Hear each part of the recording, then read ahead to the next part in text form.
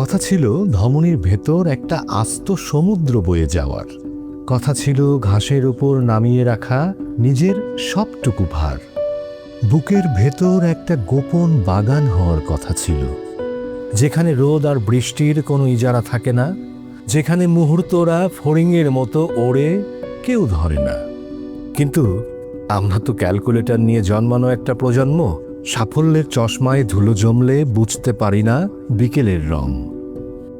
আমাদের জুতোর তলায় এখন শুধু ক্লান্তির প্যাঁচ প্যাঁচে কাদা। স্বপ্নগুলোকে ফাইলে গেঁথে রেখেছি, ঠিক যেন দাপ্তরিক বাধা।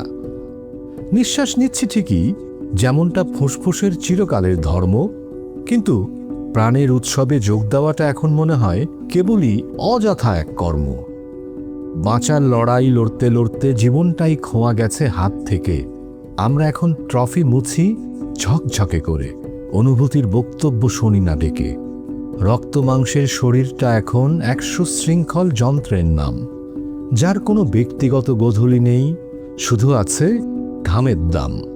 বেঁচে আছি, হ্যাঁ, দস্তুর মতো পাসপোর্টে স্ট্যাম্প মারা বেঁচে থাকা, অথচ নিজের আয়নার সামনে দাঁড়ানোর সময় নেই, একদম ফাঁকা।